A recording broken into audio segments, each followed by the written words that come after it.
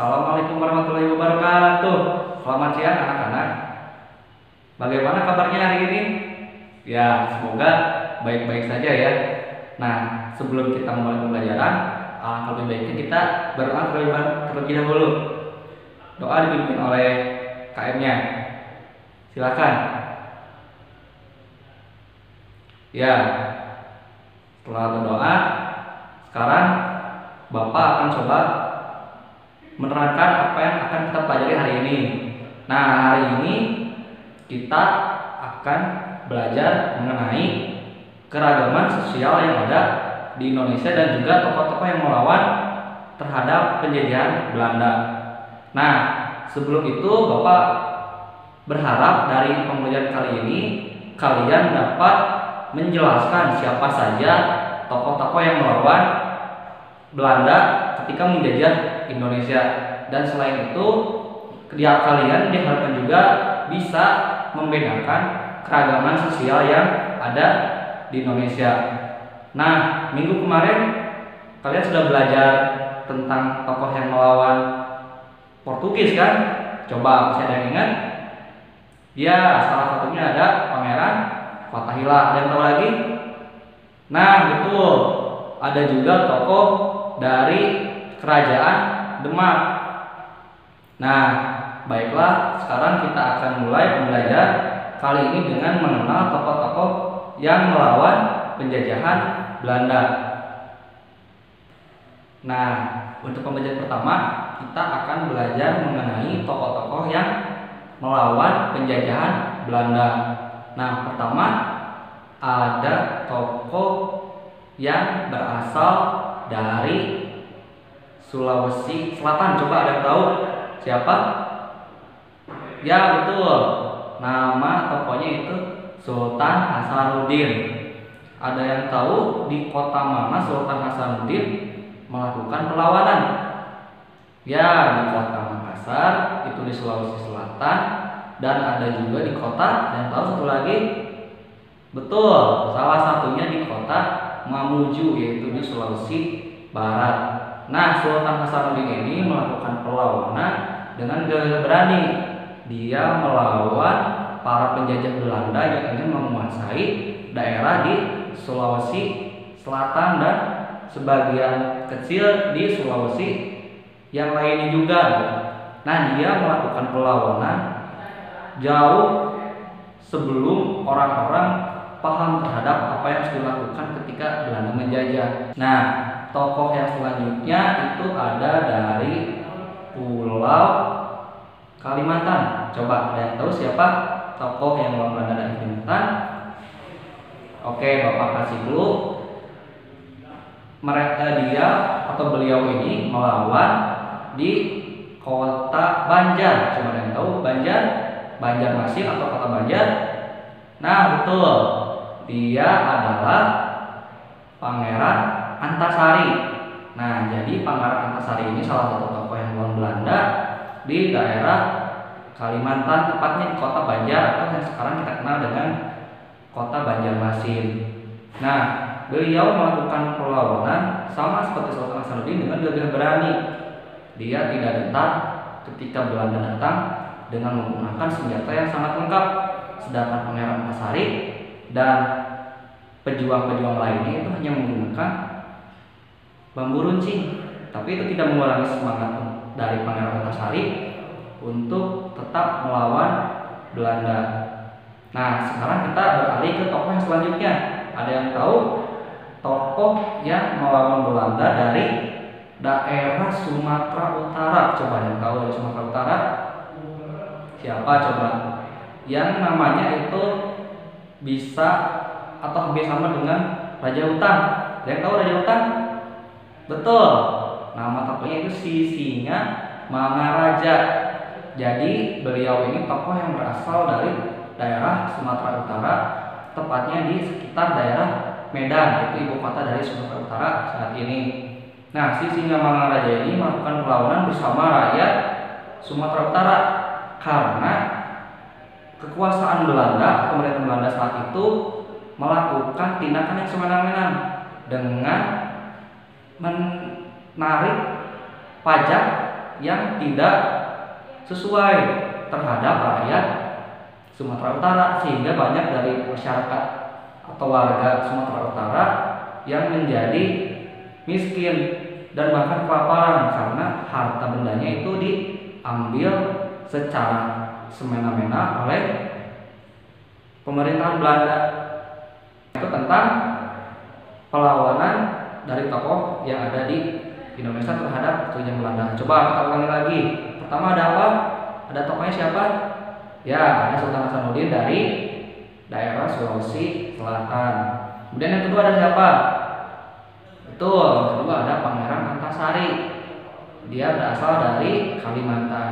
Raja asalnya dari Sumatera. Nah, sekarang kita setelah mempelajari tokoh-tokoh yang tersebar dari berbagai daerah di Indonesia, ada dari timur Indonesia seperti dari Maluku, ada juga yang dari barat Indonesia dari Sumatera Utara, dan tengah yaitu Pulau Jawa, Kalimantan, Sulawesi.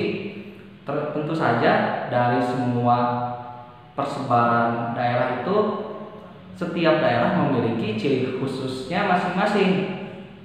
Nah, sekarang karena ada keragaman di Indonesia itu sangat banyak, Bapak akan berikan 3 contoh kebudayaan atau suku bangsa yang ada di Indonesia, mulai dari timur, yang di tengah Indonesia, dan juga dari barat Indonesia.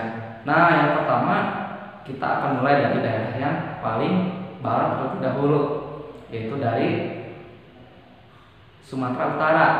Nah, Sumatera Utara ini ada salah satu suku bangsa yang sudah kita kenal. Sebagian besar orang sudah banyak mengenalnya. Dan tahu dari Sumatera Utara? Coba.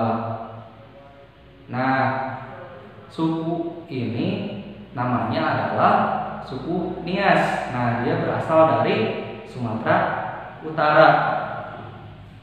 Nah, suku Nias ini memiliki banyak kebudayaan. Nah, salah satu kebudayaannya atau ciri khasnya yaitu dia mempunyai kebudayaan atau adat lompat batu, atau yang sering dikenal dalam sebutan mereka yaitu Fahombo, jadi melompati batu.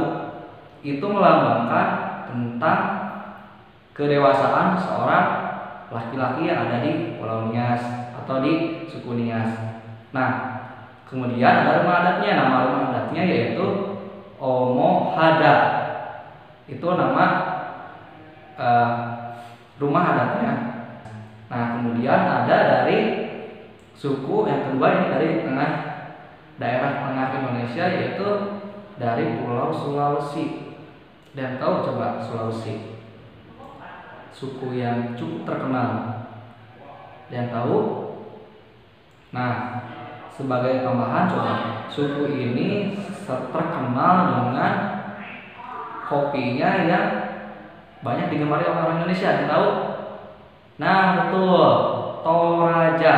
Nama suku yang kedua yang di Indonesia itu ada suku Toraja, asalnya dari Sulawesi, tepatnya di daerah Toraja.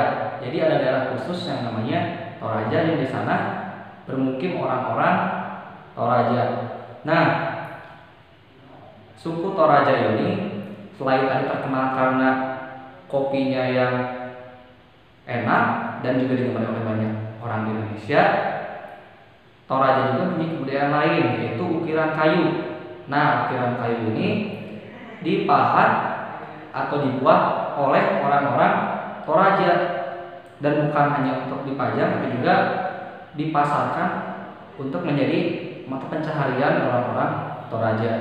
Nah, selanjutnya dari bentuk rumahnya, mungkin kita ada beberapa orang yang sedang melihat ya, rumah Toraja ini seperti ini bentuknya. Jadi rumahnya tinggi, juga panjang, dan juga bisa banyak diisi oleh orang. Namanya rumah Tongkanga. Nah, rumah Tongkanga ini menjadi rumah adat dari suku Toraja di Sulawesi. Nah, itu dari suku Toraja. Nah, sekarang kita bergeser ke daerah timur Indonesia. Nah, di timur Indonesia ada salah satu pulau yang sangat besar. Ada pulau apa? Ya betul, Pulau Papua. Nah di Pulau Papua ini ada salah satu suku bangsa Indonesia yang sudah sangat terkenal di Indonesia. Dan tahu suku apa? Nah, suku ini namanya suku Asmat. Mungkin ada yang pernah dengar ya suku Asmat? Ya. Nah, suku Asmat ini menjadi salah satu suku yang cukup terkenal di Papua dan di Indonesia.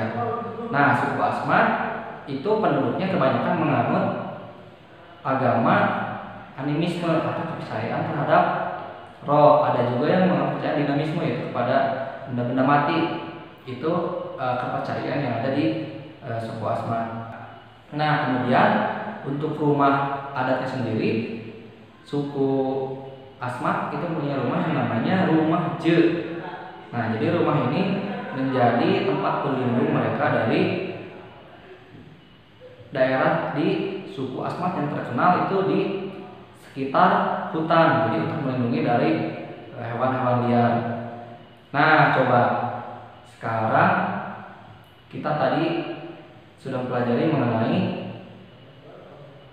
tokoh yang melawan Belanda dan juga keragaman sosial yang ada di Indonesia. Coba ada yang bisa menyebutkan siapa saja tokoh yang melawan Belanda? Ya, silakan. Diagi. Ya, pertama ada apa tadi? Ya, betul. Hasanuddin, terus ya, Kang Antasari. Nah, cukup Diagi, ada yang lain bisa menambahkan? Ya, silakan Ajis. Dua lagi tokoh yang melawan Indonesia tadi yang Bapak sebutkan. Ya, betul. Ada Sisingamangaraja. Hebat. Terus belajar ya. Nah, itu tadi mengenai tokoh yang melawan Belanda. Nah, sekarang coba siapa yang menyebutkan suku apa saja yang tadi Bapak jelaskan di depan? Ya, silakan Balia, apa saja? Nias. Kemudian ya, suku Asmat. Satu lagi, coba yang berasal dari tengah Indonesia. Betul, suku Toraja. Hebat. Terus belajar ya Balia. Nah, itu tadi mengenai suku bangsa dan perlawanan tokoh yang ada di Indonesia. Nah, coba dari pembelajaran tadi apa aja yang kalian sukai? Hal apa saja? Oh iya, kemudian ada lagi tokoh lain? Oh, tentang kebudayaan di daerah Nias yang apa? Oh iya, lompat batu ya. Nah, coba sekarang ada yang belum dimengerti dari penjelasan tadi? Atau sudah mengerti semua? Ada yang belum? Ya, bagaimana lagi? Mengenai suku Nias? Iya, tadi kan suku Nias itu berasal dari mana? Sumatera Utara. Terus kebudayaannya tadi yang meloncat batu. Itu untuk apa? Itu untuk menunjukkan kedewasaan seorang yang telah dianggap dewasa. Jadi laki-laki ketika sudah dewasa itu dianjurkan untuk melompat batu sebagai tanda dia sudah dewasa. Bagus, Deagi. Yang lain ada? Cukup? Nah, kalau sudah cukup, sebelum kita pulang, Bapak menyampaikan pembelajaran untuk besok. Nah, besok kita akan belajar mengenai tokoh-tokoh yang melawan penjajahan dari Jepang dan juga akan belajar kepada detik-detik proklamasi. Nah, itu untuk besok. Jadi dipelajari lagi ya pembelajaran untuk besok. Nah, sekarang sebelum pulang, coba duduknya rapikan dulu. Nah, sekarang silakan doa pulang dipimpin oleh KM-nya. Ya, sekian dari Bapak. Mohon maaf jika ada yang kurang kata-kata yang kurang berkenan. Jangan lupa belajar. Banggakanlah orang tua kalian. Rajin belajar dan hormatilah guru-guru yang ada di sekolah. Sekian dari Bapak. Terima kasih. Assalamualaikum warahmatullahi wabarakatuh.